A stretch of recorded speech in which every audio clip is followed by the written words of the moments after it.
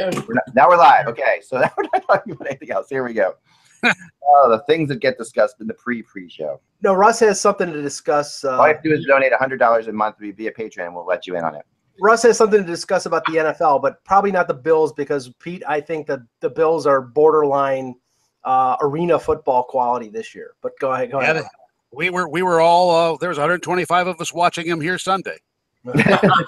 Wow, nice. Well, there's a lot of transplanted Buffalonians throughout the nation because they couldn't find jobs in Buffalo.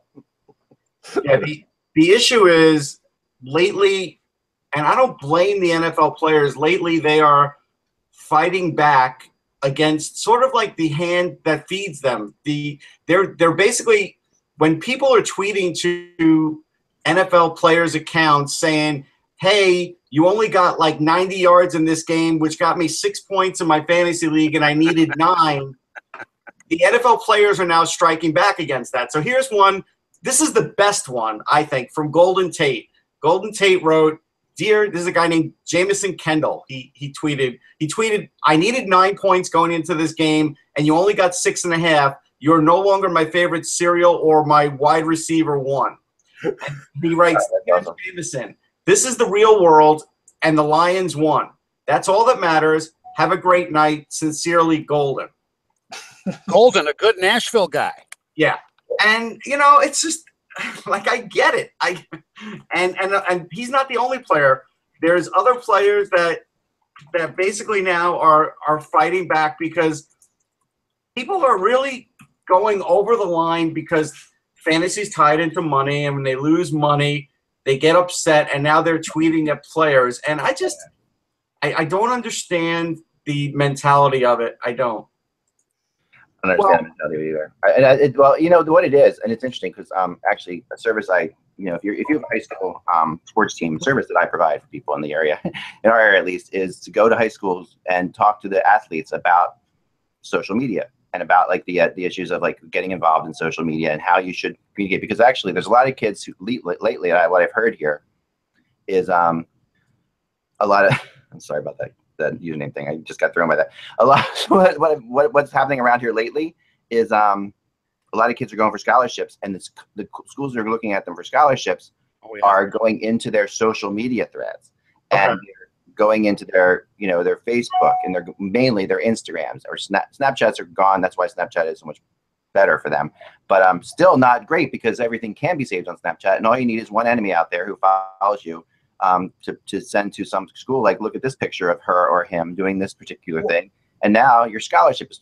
I mean, so the whole I do this talk for free around the Pennsylvania area around here just to try to like warn people about this because it's a really dangerous thing. Good idea. Well, just getting back to the fantasy football aspect of this. Okay, I played fantasy football from the time that calculating stats was getting the newspaper on Monday, and not, it wasn't yardage, it was just scoring, and it was so I played fantasy football and was commissioner of a fantasy football league for a couple decades. 5 years ago, I quit. I was done because it's just so pervasive now. Yeah. And it's not really fun anymore. And with the services that are out there, 2 yards one way or the other costs you the game, which is infuriating. And this little interaction that Russ was talking about is an example of this. A friend of mine has a saying regarding fantasy football. The only person who's interested in your fantasy football team, you and maybe the person you're playing against. Nobody else cares, especially not the player. They're playing a game. They're not worrying how many damn points they get on CBS Sports Line. Here's one more tweet from LeGarrette Blount, who really didn't get enough carries with the Eagles, so you can't blame him for having a bad game. And basically he just tweeted out, I really could care less about y'all fantasy teams. Get out of my mentions with that, and then he cursed. Yeah, and I don't blame him. Yeah, I used to take pride in like being knowledgeable about sports and fantasy football and being able to win because it showed that I had some connection to it. But now, it's not. It's really all luck. There's so many injuries in football that you could draft the best team in the world, and by week three your team sucks because they're all on IR. So I don't care. It's really, and Peter, I don't know about you because I was a very, very big Bills fan back in the day. Right. Now, I mean, I'll watch the game to get together with friends. It doesn't mean as much to me anymore. I'm a hockey and baseball person a lot more than I used to be a football person because the NFL and the Bills and their, the way they played the last 20 years, it's just beating me into the ground. It's kind of like what it was like when I started covering the team. Lou Saban was back his second term as head coach. He resigned after a 2-3 start and turned the team over to Jim Ringo. And Jim finished out that year losing everything. And then he coached again the next year. It all goes to the top of the organization and their responsibilities for all of that. And sometimes it's very difficult to dig your way out of it. But I have to say I truly enjoyed being Western New York's bartender for many years, hosting the Bills postgame show on WBEN and later on WGR, because in a way I was kind of like Mayday Sam Malone there, just trying to calm him down. Right. And I had a Cliff Clavin that would sit right next to me in the studio. And you were fighting off the women. That's right. That's right. Sure. And I think I called you back in the day, Pete. So there's a couple things. You weren't Mike from Aurora. No, Mike from Cheektowaga. Oh, okay. Cheektowaga. Yeah, it's really funny. Football is fascinating to me because I've been a big enough fan. Like I grew up going to Delaware football college games, and I love that. I became friends with some of the Delaware players who went on to like Rich Gannon, who went on to yeah. But Dave Raymond. Oh yeah, absolutely, Dave Raymond and Tubby, and then of course his son was the first fanatic, which is a great. And now then created Bert Zerk. Right. Very good. Wow, Pete, you are phenomenal. That's something that's just insane. I mean, your knowledge of sports are just unreal. All right, so football though is it's such a part of the culture. Like you feel if you don't follow the team in your area, it's equivalent to not watching Game of Thrones. You're completely, people are so pissed off at you for not doing it. They can't talk about it. And I find myself listening to the local sports radio, not because I care about the Eagles, but just because I care about the reaction of people. Like I love the sociology of the drama of the reaction of people to football. Does that mean that Kim Pagula is the mother of dragons? Yeah, and that winter is coming. Well. Yeah. I've never seen a single episode of Game of Thrones, so that's like ridiculous, right? You're missing. So I've seen one. I didn't like it. That was it for me. I'd rather spend time on the throne. Right.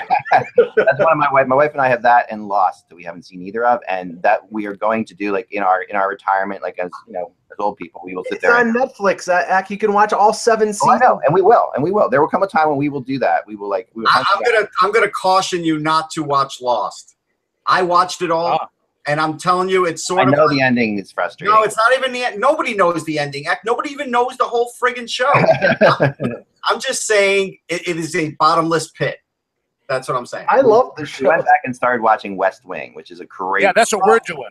Marty and I are watching that. We're into season 5 right now. She had seen it all. I had never watched it. Yes. I am really into it. And then I'll give you one other thing to give a little bit of respite from today's political strife. Go on YouTube and type into the search Trump Beatles. Trump Beatles. All right, I will do that. Because 2 of the members of that Fab Four, if you will, are sons of a good friend of mine, Mike Resigliano, longtime cartoonist for the Buffalo Courier Express, which, by the way, 35 years ago today, published its last edition. And Mike is the father of 2 of them, and it's absolutely brilliant. I'll just give you the title of one song, and it's using old Beatles melodies. Right. And the top song I think is "How Dumb's My Son." But there's also I Want to Grow My Hands. Oh my God. And then there's one called Dating My Daughter. Speaking from another state that went Trump, Pete, I totally appreciate this. Just one Courier Express question for Pete. Didn't Larry Felser write for the Courier Express before, but then he went to the Buffalo News? Yes, he started with the Courier Express, exactly. Yeah, Larry Felser. I want to hear "Hey Lude." I think that would be good. Beatles songs, Instead of Eleanor Rigby, it's Ellen DeGeneres. Yeah, right there you go. Yeah, that can work. Oh man, this is something my son will absolutely. I appreciate you've basically given us a week's worth of things to watch now, Pete, because my son is a huge Beatles fan and a huge fan of anything anti-Trump. They're going to perform. They're going to perform in Baltimore. Yeah. In 2 weekends' time. Oh wow! In Baltimore, we got to check this out. I will check it out for sure, Pete. I will. Yeah, Baltimore's not far from me. I have to think about that. That's 2 hours. Because Rasig first went to the Baltimore Sun, and they've stayed there. Wow, I can't see it. I can't. That's great. That's awesome. All right, I'm going to check that out for sure. Good tip. So yeah, I'm only on season 2 of West Wing. I never watched either. But for those of you guys who were fans of West Wing, and a lot of people might not know this show, but you do have to check out Sports Night, which was like no, I didn't like Sports Night. Honestly, Sports Night. How could you not like Sports Night? I didn't like it.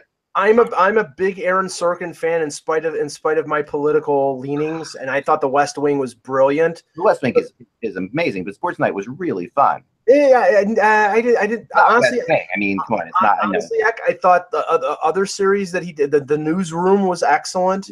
I didn't even watch the Newsroom. I tried the Newsroom, didn't like it. The Newsroom was excellent, and actually, the one that got canceled on NBC was called Studio 60 at the Sunset Strip. Was phenomenal, and they canceled it after 1 year because the show cost too much. Studio 60, I'll check that out. Yeah, Newsroom. Though everyone needs to watch the first episode of Newsroom. The speech at the end of the first episode of Newsroom is something that I think every journalist should be required to watch. Anybody grew up when I did to see all the guys, the Edward R. Murrows, the Chet Huntleys on the Open, phenomenal. Yeah, it's just amazing. I mean, and they ended it a good time to end it too. It was so good on it. That show was so crazy good. We have really like a lack of good shows right now, Al, I think. So anyway, let's move on. I disagree. There's some good ones out there. Well, besides, I mean, Game of Thrones, obviously. No. There's like crazy good. Veep is good. Veep is really good. Veep is good. Veep is fantastic. Westworld on HBO. Ray Donovan on Showtime is good. I went into that thinking I'm not going to watch this. I love the movie. Why am I even bothering? And it was really good. So for those of you keeping track of when we started to talk hockey, it was 1:16 p.m. Here we go. I'll introduce Pete after everything. Right. Okay, here we go, right? Hello, Hockey World. It's Tuesday, September 19th, 2017. I'm King of the Dragons, Michael Agello. I'm Russ Cohen from Sportsology. And winter is coming. I mean, the season is coming. I am Eklund from HockeyBuzz.com, and I don't even never watch Game of Thrones, so I don't even know what that means, but I've heard it enough times, so that's the whole point of it. And we're joined today by one of my absolute favorite people in all of the sport, and I've said this every time he's on the air. He's incredible, Mr. Peter Weber from Nashville. How are you, Pete? I'm doing very well. All set up upstairs at my broadcast location. We did not have a rain out, but I've got a double-header hockey games to call here today. Wow. Really? Nice. I love it. It. Well, Pete, that's pretty cool. Let's just say this. Be prepared to be calling lots of face-off violations and slashing calls, because we got that last night in ridiculous amounts. So what are you actually doing, Pete? What games are going on there? So we have Florida and Predators split squad. So 2 different rosters playing, one at 4:30 and the other at 8. And then this is the 4th consecutive year these 2 teams have done that. So it's accelerated evaluation. Such a great idea. I mean, that's great. You know what I wanted to get in on, and the Flyers aren't holding one. If they were, I wanted to do it because I wanted to do stories. Are you following this other thing that's happening there, where they're holding open tryouts for your emergency goalies? Yes. So instead of the guys who paint the masks, right, they're actually going to go after it in this fashion. I like that. I think it's awesome. And I would like, I would never make it. I mean, obviously, if I did make it, I would die on the ice from a heart attack because my blood pressure is too high. But I absolutely want to go to a tryout. I want, the Fire, they're holding open tryouts. Eck wants to do a George Plimpton, basically. George Plimpton with the Bruins. That was Open Net, right? That was the name of the book. Nothing like, I really want the Flyers to do it. I'm pushing for them to do it just so I can do a story about it, just have fun with it, and everything. Because the Flyers have a guy here. Of course, they have the guy who did all these, was very famous last year. The guy who went to Temple University. Yes. I forget his name. He played for the Blackhawks once when he was the backup for the Blackhawks here.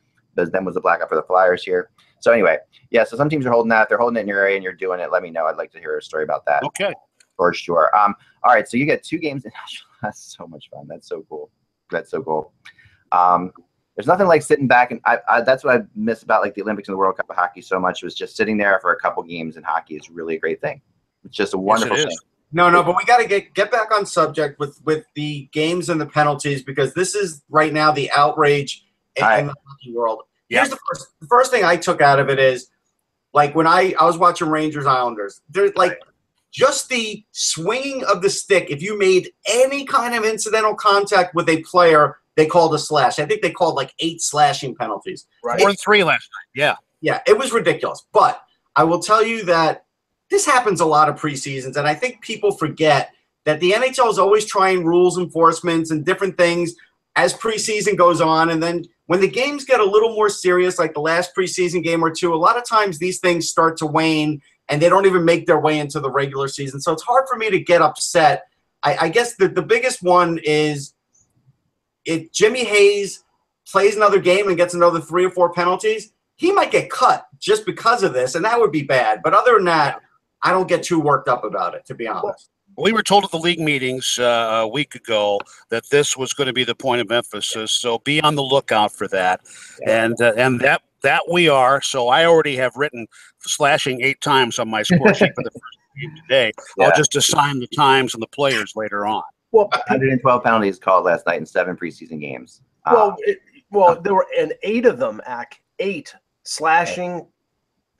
Slashing and face-off violation calls were in the Toronto-Ottawa game, to the point that I think Dominic Moore got called for 2 of them. I know for sure it was 1, but on the face-offs, if the player has to have the two skates behind the red line, even after the puck is dropped, if the player's first move is to lift the stick and go with his skate into the dot and knock the stick back, he gets thrown out. And if it happens again, they call the 2-minute penalty. I mean, Pete, unless you're prepared for 4-hour games, unless you want every hockey game to be Red Sox Yankees, if they do this, and it's going to be that if they do this, it's ridiculous. It would be like Kings Flyers were back in the late 70s, early 80s. I went to one of those in the Spectrum. I mean, look, Mark Messier cheated on 3/4 of his faceoffs for his entire career. He did. Yep. Jay Wells. Kevin Hayes of the Rangers doesn't even take a faceoff. He does what Mike does. Yeah. Mike talked about, and because of his size, tries to win it after the fact. I get it if it's blatant like that, because a guy like Hayes should actually try and win a faceoff the right way. But at some point, how long are you going to wait to drop the puck or wait for these guys to be perfectly set up? Like, it is going to just add time to the game. Maybe else like what we did coming out of the lockout. That's what I liked. When we came out of the lockout, you get in there and be ready, because we're dropping the puck. That's what I like too. We don't care what happens. That's what I loved. And then my first year working with Bob Miller in LA, 1978, they decided they're going to try something new. The linesmen were not going to drop the puck. They placed it in the dot, backed out, and then blew the whistle. It became a lacrosse scrum. I saw this done, and they did that for the first 2 weeks. I saw this done in youth hockey one time, and I was amazed by it. And it's kind of it is kind of strange. I mean, I personally, having the old Bobby Hull rod hockey game, would like the puck to be dropped from a big thing that hangs over the arena. Put the puck on top of it, roll down slowly, and then drop on. I think that would be great. Don't you remember the old street hockey rule where you had the ball placed on the ground and you would tap sticks once, tap sticks twice, and then go the third time? Imagine. Yeah. You would do that. What Pete's talking about, though, is the equivalent of the XFL when they flipped the ball in midfield and just said, go get it. Yes. And he didn't get it all the time. Right. It's funny because we talk about rule changes. It's like a rugby scrum. That's what it was. That reminds me of my favorite Eric Duhashik rule change ever. I did a show one time, the Cranky Hockey Writer show with Duhashik and Duhashik had this brilliant idea for the shootout competition that they're on the blue line furthest from the net, there would be a defender that was allowed to chase the guy. So they blow the whistle, and the center ice guy would be ahead of him, but the defender would chase him from the blue line behind him, which I thought would be phenomenal, and would really it would make it so you couldn't come in slowly. You had to be aware of this guy behind you. Yeah. Open up a whole nother level for really fast defenders to be valuable. So highly entertaining, I think. I think incredibly entertaining. I don't know why that was never considered. Yeah. No. Let me just ask one last question on this, Pete. The thing is, we saw coming out of the lockout in 05-06 the emphasis on eliminating interference and how it opened up the game and how smaller players were allowed to freewheel and thrive in that environment. And then as we went along, that sort of dissipated. I think if they eliminated slashing the way they're trying to call it right now, it would have a similar effect. But I just don't see the league like being that like vehement about calling these calls. And right now, all they're doing is sending a message. And maybe you'll see one call a game, and that could make the difference. But I don't think that this is going to be some sort of trend. I don't think it will be either. All of us have seen various forms of emphasis that got dropped after a period of time. Yeah. Yeah, I mean, I think they got to try. I think they have to give it a shot. I think that slashing is terrible in the league, and I think that that's Johnny Gaudreau. Yeah, exactly. And I think it's worth giving it a shot. I really do. There's no real reason for it.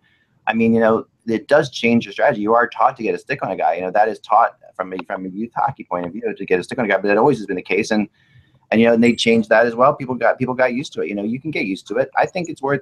That's what preseason's for. I know it's a pain in the neck to watch, and it really does slow down the game. But I think it's worth it. I think it's worth giving it a shot. I don't think it's worth it because I think when I saw it happening most, I would say, and look, the Islanders probably wish it never happened because they were something like 0 for 7 or 0 for 8 on the power play, right? So they wish it never happened. But on a bunch of them, it's literally a guy just reaching his stick over, trying to knock the other stick so he can get the puck off his stick. It wasn't necessarily a slash like, hey, I'm just slashing to break your stick to get the puck. Those should always get called. And in the composite era, we see a lot of sticks get broken. And I think anytime a stick gets broken, call it. But a lot of times a guy is trying to legitimately reach over, and if he happens to clip your hand a little, it's like, you really going to call that every time? Come on. I mean, does anybody think, just playing devil's advocate, does anybody think at all that some of these penalties, like the face-off infractions, should be 1-minute penalties? Like, I thought about that when I'm watching it. Like, it seems like there's different levels. I mean, and I know that we can get crazy with 1, 2, and 5, but I think there are some penalties. It feels to me like away from the puck or away from non-scoring opportunities should be 1-minute penalties. I don't. Yeah, I don't believe in the 1-minute penalty. I'm actually going the other way. I believe in the 2-minute major. I believe in having a 2-minute penalty. Having it, and then even if the team scores a goal, having that penalty continue because we need more goal scoring in this league. Go back to the 50s on that. Absolutely. The Canadians and their effectiveness of the power play changed that. Sure. But the other thing I would like to see, and Sparky Anderson, of all people, brought this up a couple of years ago at the Canadian Baseball Hall of Fame in St. Mary's, Ontario. And he calls over to Crispy. Hey, hockey guy. That's how well he knew Terry. He said, hockey, why is it that when a team is penalized, they're allowed to ice the puck? Yeah. Yep. I've always wondered. I mean, I do like that. I do like the icing because I think it's part of the rhythm of the game. And there's that certain thing that the fans. That's a cheering moment for the fans. I like that too. Like, I think that's part of the. But I do get it that maybe you shouldn't be allowed to, or maybe I don't know. I mean, I think I'm honestly not a big fan of this rule change where you can't call a timeout, after icings, because I thought that was actually one of the better, cooler strategies in the game. So I mean, I would undo the Montreal rule, and Pete, I would even consider, and maybe I think I'm right on this. What's that? Wasn't it a reaction to the Edmonton Oilers in the early '80s that they eliminated like the coincidental minor, making it a 4-on-3? Yes. The Oilers with Gretzky and Curry had wanted more ice. Honestly, I think maybe you'd have that reaction again, but I think that going to more 4-on-3 power plays during regulation or 3-on-3s if you have coincidental minors, I think that would be phenomenal. See, I do too. Open it up. No, but here's the thing, and Pete alluded to it. I forget. I think it was 2 or 3 years ago when the NHL just decided in general to call more penalties, and it happened in the regular season, and the power plays went up like something like 25-30%. Yeah. I don't like that because I think they're just trying to I don't like when sports artificially tweak the sport to get more scoring. We're seeing it in baseball with the baseball. This is hockey's way of doing it by calling more penalties. Basically what happens is that the NHL ops looked at what were the most infractions not called last year. They decided that these are probably the two, and now they're going to get, they're going to hold it to the letter of the law so that teams get 2 or 3 more power plays a game. But I don't like that. Is there any way to soup up the puck? The rabbit puck. No. There is a way though, to make it. To make the ice more bouncy. I know. Yeah, instead of getting the pucks from the Czech Republic, let's get them from Slovakia. They're much more bouncy. Yeah, then you wouldn't have to have the the escrow. You save all that money on pucks. All right, let's move on to the Predators because I know Pete has a limited amount of time and I really want to make sure we get to talk about the Nashville Predators as much as possible today. Downstairs, just about now, they're announcing the new captain. Oh wow! Are they really? Wow. Okay, cool. Well, let us know if you hear anything. I will. All right, so the Predators last year, quick stats. Obviously finished fourth in the division. Excuse me, they've just named Roman Josi captain. Roman Josi. Not shocking. There you go. Beautiful. You heard it here first, as it happens. Well deserved. Makes sense. I love it. I love that. It's a great call. All right, so the team's regular season stats, which feel kind of meaningless. Goals per game, they were 11th. Goals against per game, they were 15th, which is really surprising to me. That's the number that really shocked me when I went through this. Being middle of the road, because this is a team that's so good defensively, usually 16th power play, 15th penalty kill, so not that great, but a really young forward group still, and a young team in general. The 20-man roster, according to at least rosterresource.com, which we like to go with, is 27.1 years old, which is, I think, the youngest that we've done so far. I think there are maybe some younger teams out there, but that's the youngest I can remember. Yep. Well, the reason I think for those stats for the full season, the team really wasn't healthy and all together till the end of January, and that was a big part of that because October was just abysmal, particularly with all of the hype that preceded the team coming into the season. Now, October was wake up to the fan base and to the hockey team. Yeah. No, and it was a crazy beginning. It was really frustrating beginning. Pekka Rinne, people were questioning whether or not he had hit his wall. He was over the hill. And then, of course, everything turns around. But I do have to bring up, of course, again, my prediction in the beginning of the year that the Predators could make the playoffs barely and go all the way to the Stanley Cup Finals, which I did. Of course you did. I have to bring that up, sorry, because that was my thing. I could see them making the playoffs barely but going to the Stanley Cup Finals. The last crazy stat before I want to get question Pete the preview. This was so I've been doing sort of the nationalities of teams this year because I find that interesting. Mm-hmm. And of the 20 guys on their main roster, according to this at least, which is that's hard to tell, a staggering 8 North Americans and 12 from elsewhere, which is really a lot. That's a ton. Minnesota is actually the only other team that we've done that's kind of close to that in terms of lack of North Americans. Lucas Bergman is a big reason for that. The number one scout in Sweden, Tommy Bergman, if you recall him from the 70s and the 60s with the Detroit Red Wings, he is the reason for much of that success. Makes a ton of sense. And 5 Swedes in the regular, considered according to this 5 Swedes, which is a great number of Swedes. And then they were looking a little bit like the Red Wings of old there, with that number. Yes, that was Stockholm West. Yeah, and 3 Swiss players, which is really, really rare. And a Swiss captain. And a Swiss captain now. Yeah, there you go. And one of those players is the guy I want to talk about first because he was my favorite player last year for the Preds. And actually, his injury, I still believe to this day, was the reason they didn't win the Stanley Cup. In Kevin Fiala. He really, I thought last year, just looked unbelievable to me. He was, and this was a guy who had to overcome needing to bounce from Milwaukee to Nashville back and forth several times. But when he got hurt in that series against St. Louis, he had been on his game for roughly 6-7 weeks. Yeah. And greatly trusted by Peter Laviolette. You know how he is. If he doesn't trust you, you don't get top 6 minutes. Well, he was definitely getting the top 6 minutes here. And scoring huge goals too. Just a real big goal in the Chicago. Was it an overtime goal in Chicago or something? Game 3 Chicago overtime. Right. Just had a knack for the neck in a way that kind of reminded me a little bit of Danny Briere. And just his ability. Yes.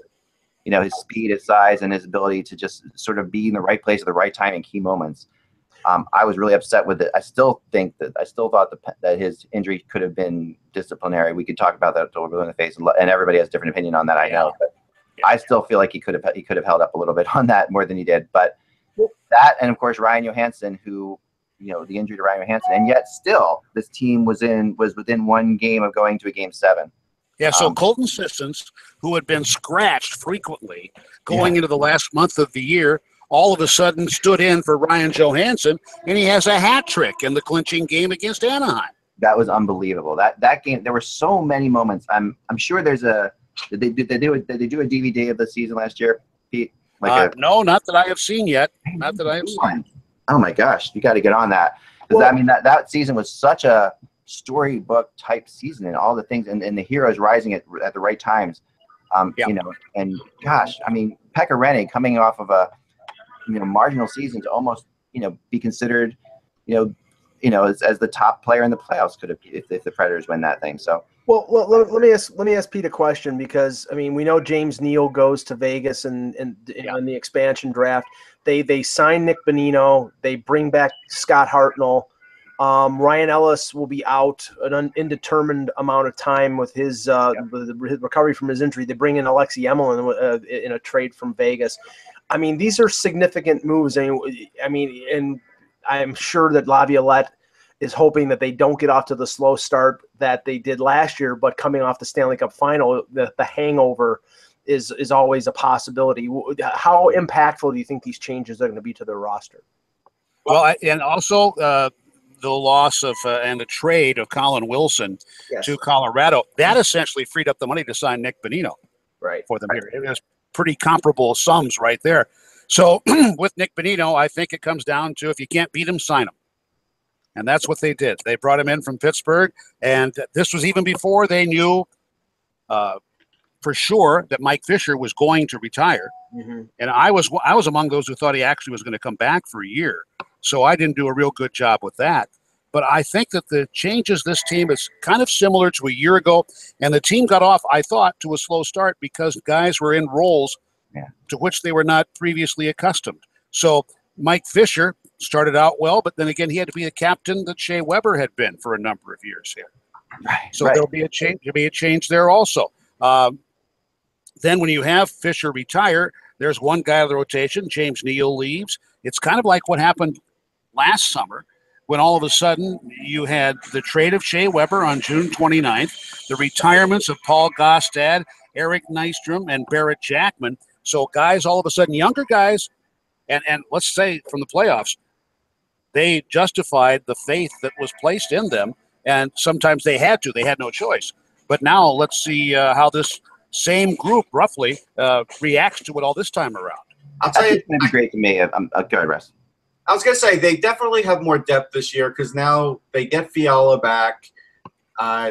They have guys like Vladislav Hamenev who could come up if there's injury. They had Jack Dougherty on defense who could come up if there's injury, and Tyler Moy. Like I know Freddie Gaudreau had this magic last year, but I got to tell you, if he doesn't have the magic, I would seriously look at Tyler Moy. I mean, I watched him for Harvard in the East Regional last year, and he was every bit as good as anybody in that tournament. And right now, Anders Bork is probably going to start the year with Boston, and Tyler Moy was real. It was just as good as Anders Bork. So I think the depth there helps. And look, I think next year Eeli Tolvanen will be playing for Nashville. He's almost a point a game. He's 8 points in 9 games in the KHL, and just because he couldn't make it in college, he dropped in the draft, and Nashville got a bargain there. And Jeff Keatley continues to draft well, and I'll always say he continues to draft well.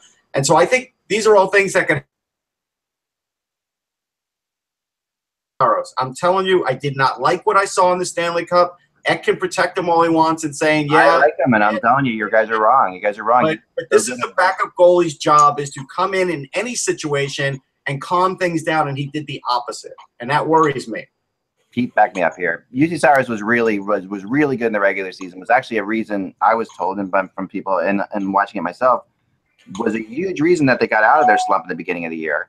Yes, he was the guy that allowed Pekka to play less games than they normally would have because they had that faith in him.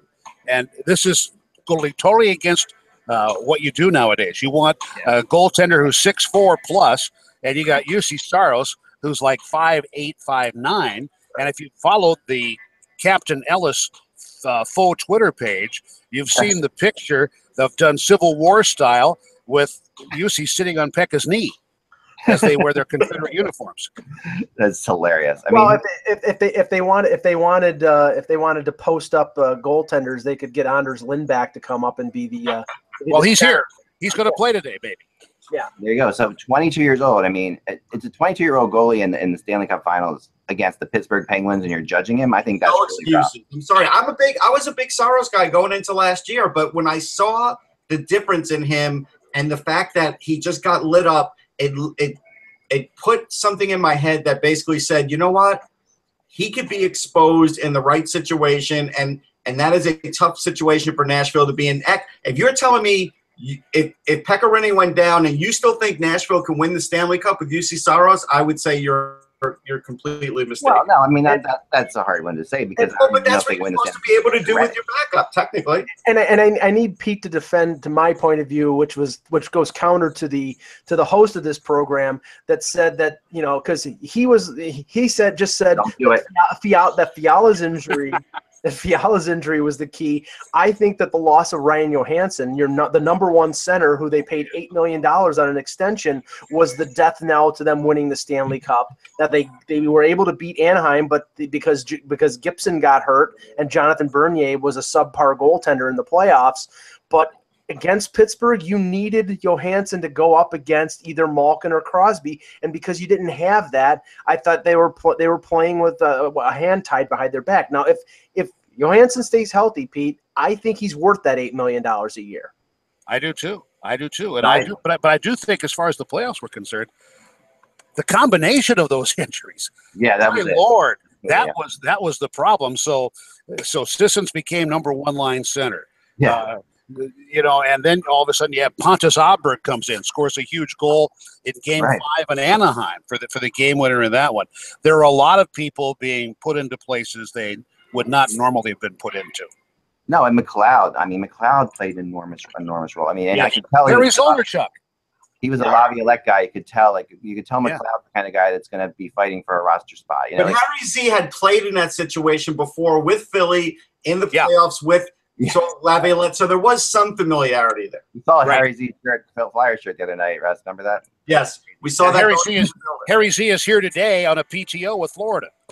Okay. There you go. That's the Philadelphia connection. There's a lot of Philadelphia people down in Florida right now.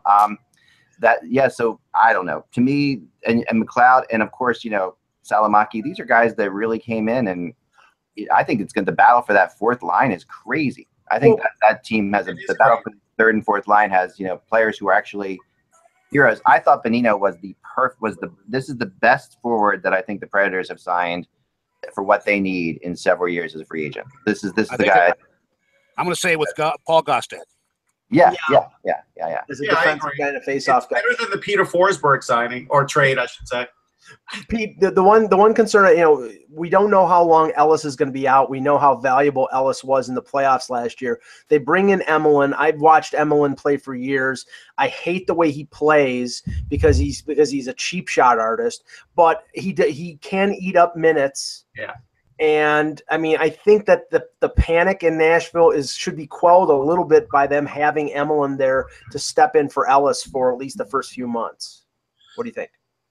Guys, what I had to do, I'm sorry, my microphone kicked out there. Do you have me?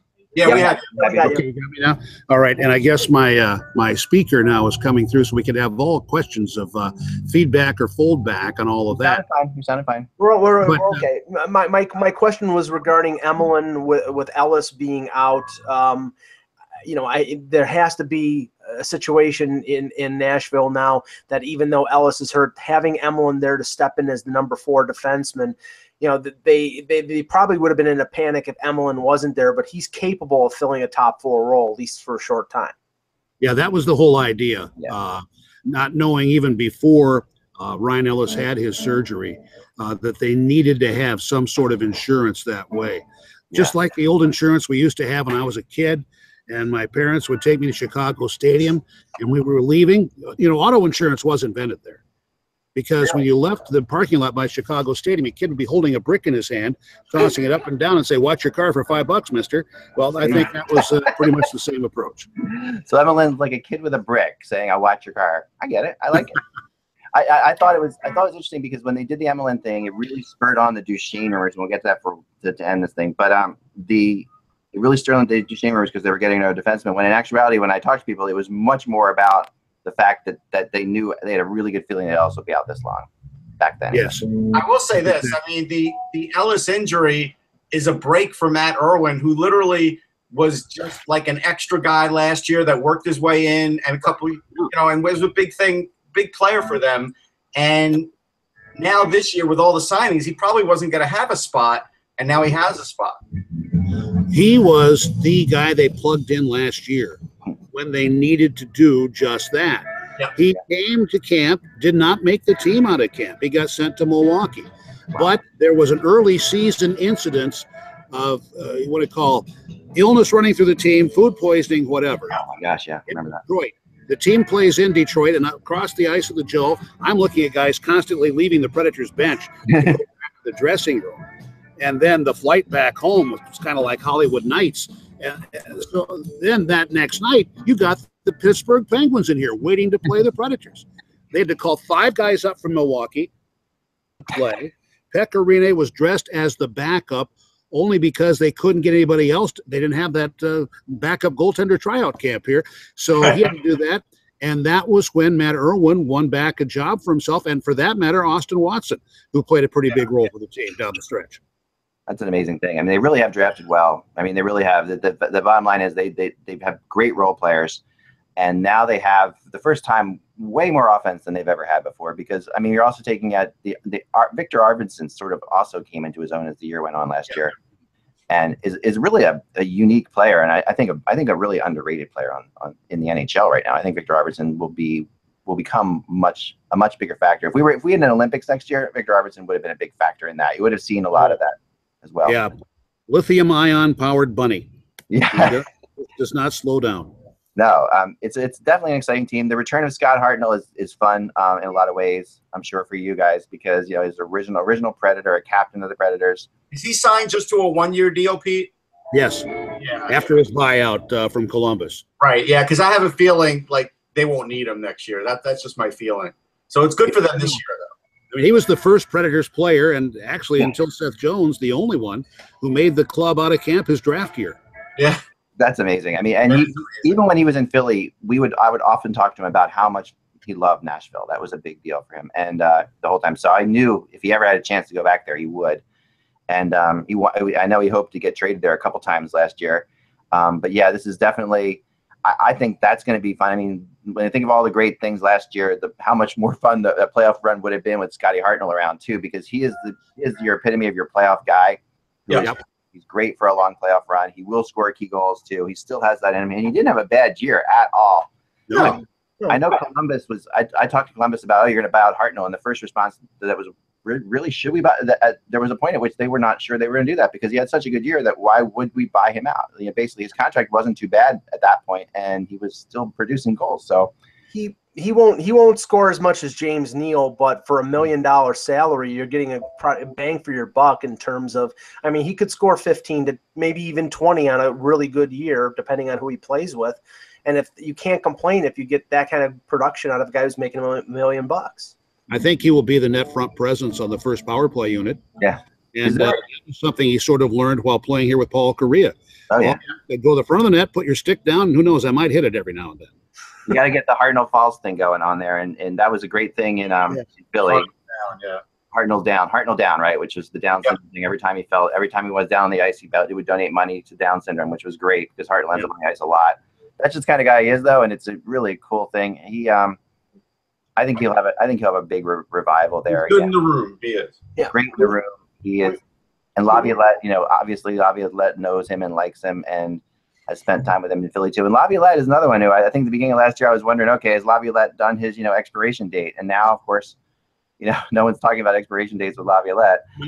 We need to make a prediction for another year or two, Eck. I mean, this is still Peter Laviolette, and it still could crop up. Yeah, but this team keeps getting stronger is the thing. I know, but it has nothing to do with the team. Last time when Laviolette went, it had nothing to do with the team. I don't know. I'm telling you. I think it had a little to do with the team. Okay, so anyway, let's move on to our predictions so we can let Pete go. Thanks so much. Guys, is it okay if I go now? Because I've got to go downstairs. Yeah, you can go down. I shouldn't make a prediction anyway because that wouldn't be right. Yep. See you, Pete. Thank you very much, guys. Appreciate it. Thank you so much. Appreciate it. That's Pete Weber from Nashville. Inject him out of there. You're gone, Pete. Bye. All right. All right. So, all right, the Predators. This is a tough one to predict. Yeah, I'll go with. I think that the Preds are going to be fighting with Chicago for either third or that wild card. I think they're going to get off to a little bit of a slow start because of the Stanley Cup hangover. But the Bonino addition is good, but they lose Fisher, and Fisher was an integral part of that team. I think they'll make the playoffs, but I think it could be third, it could be wild card. So I think they're right there with Chicago. But I think they're probably better than Chicago because Chicago's got a lot more questions. I think they're better in Chicago. I think they come in third. I think they can get as far as the conference finals, but then I think they would lose. I don't think they're making it to the Stanley Cup. Yeah, I think that they're going to be a playoff team. I'm not sure where. They could be anywhere from second to fourth.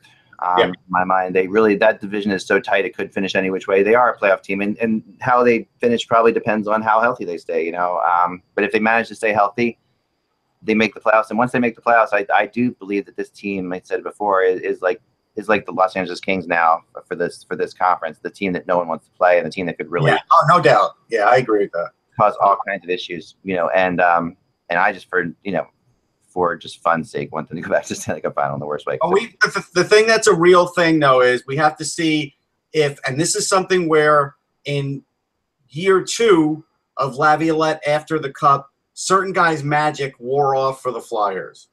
Right. And we have to see if Freddie Gaudreau still has his magic. We have to see, these are players that weren't expected to do anything. We'll see if they continue to do something. Who was the guy that the Sabres signed that was great with the Flyers? And Billy Lano. Billy Lano was one of those guys. He had a short. Lano was definitely that guy. Lano was that guy. Van Riemsdyk had a big year in 2010. Van Riemsdyk was a great playoff player always. But he's still a good player. Who was the guy? The guy I have to look at with this team. I mean, Colton Sissons was so good. And he was just, and obviously a lot of that had to do with ice time, but he did come up with, scoring a hat trick for crying out loud. Look, I don't think Colton Sissons will score like that, but I feel he's an NHLer. Austin Watson is definitely a guy who's on the edge, on the bubble of being one as full time or not. I think a few of those, they have a few of those guys, and the Flyers had some of those guys returning from 2010 too. And so now we have to see what Laviolette does with them, because that's going to be a key thing. I'm going to be interested. I do think the loss of Fisher, Mike Fisher. Yeah, no, not Fisher. I'll talk about Fisher first. I think the Fisher for Bonino trade is a win-win-win-win-win. I mean, as good as Fisher was in the locker room, Bonino is a much better player right now. Yeah, but we don't know how much the team relied on Fisher mentally. That's the thing. So now Yossi's the captain, so that sort of helps deflect that. Yeah. But Fisher was a big motivating guy for their whole Cup run. I think you're right. I think Hartnell steps in and can become that guy. Maybe.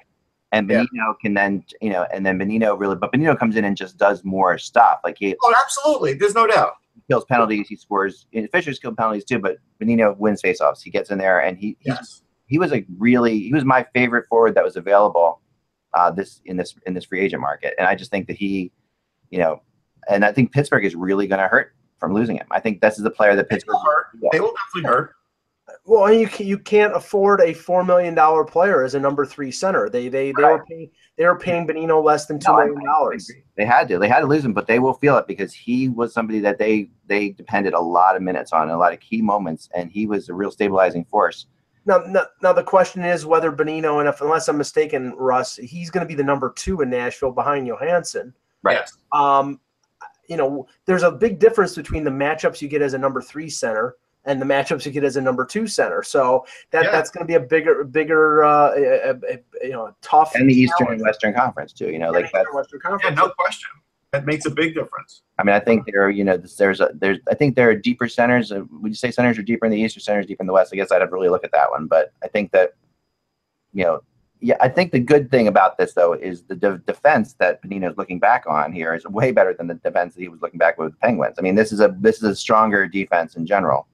It is a stronger defense in general, but it still doesn't change the matchups. It's one of those things where, look, we've looked at Sean Couturier, and he can't get to that second center spot. He's perfect as the third center. There are some guys when they make the jump to the second spot that just can't cut it. It is possible. And it's possible that Sissons does become the second line center. It is possible that happens too. I mean, even though they paid all that money. I mean, this is a team that is really in good shape.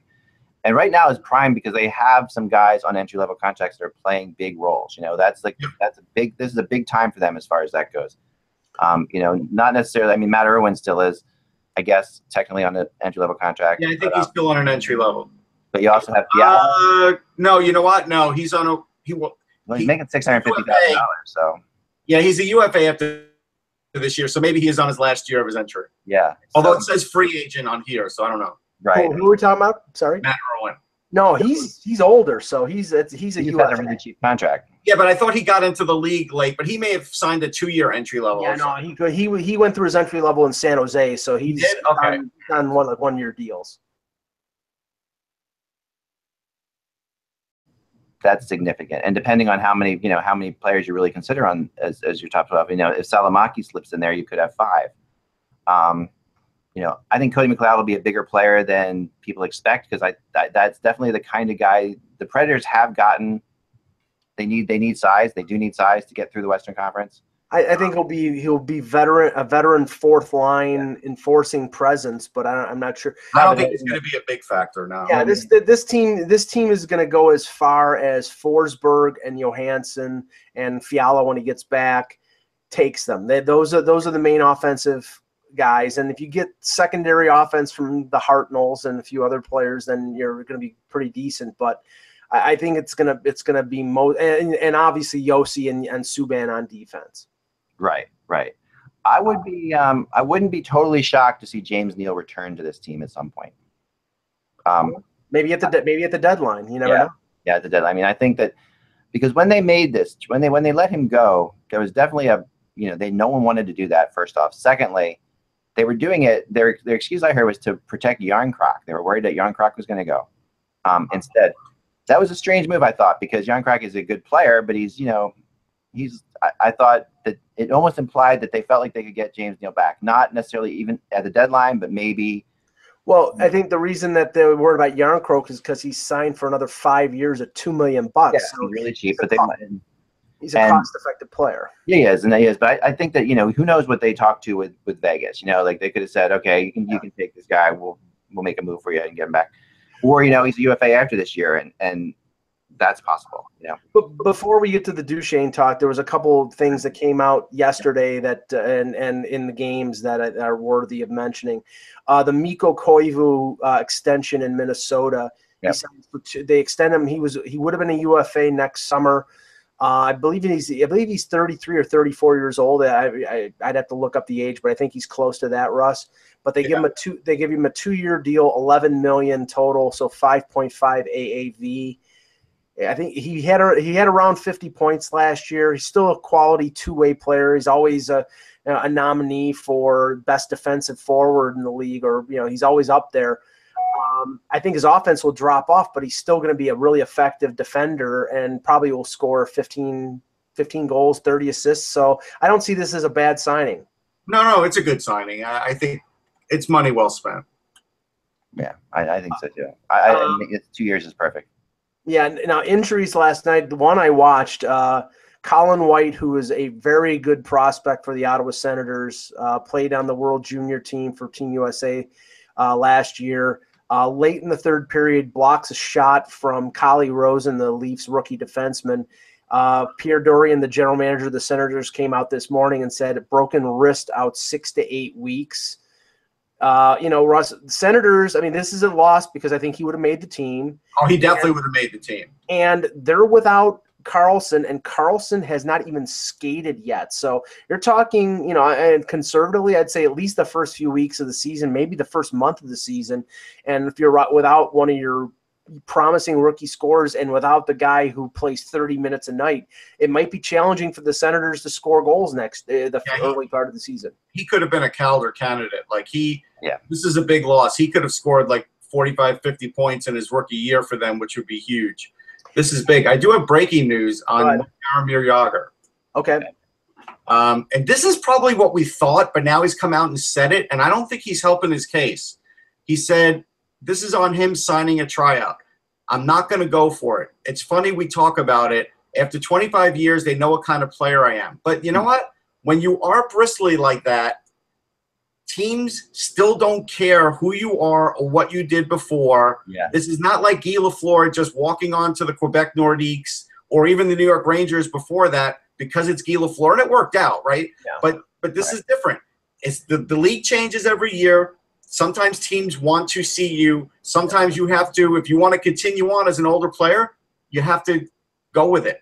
He's only going to get a contract, Russ, if he goes to the Olympics for the Czech Republic, if he plays either in Czech or if he plays in the KHL, and then goes to the Olympics and looks like he can still contribute. And then that day after the Olympics are over with, which is the trade deadline, he signs a 1-year deal prorated with somebody. I think that's realistic. I don't think there's anybody who's going to sign up for him on an 82-game schedule based on what he's going to expect in terms of ice time. He's going to expect to be on a second or third line, and I don't know if he can play that anymore. Maybe he can, but he had over 40 points last year, but I don't know if there's going to be a team out there willing to give that much ice time to a 45-year-old guy. Well, the KHL is saying they're very interested in him. So it wouldn't shock me if he goes there and then to the Olympics and then back to the NHL. Yeah, that's what I think would happen. KHL, Olympics, NHL in that order. I think an NHL team would look at him and say, we'd rather actually bring him in then. Like you'd rather bring him in at that point, not just for money, but just for the sake of let him not get worn out. I mean, he has shown, I think the one thing he has shown is really good beginnings of the seasons. Like even last year for Florida, he came out strong. He always comes out strong. But he does seem to get tired, and he has not been great in the playoffs.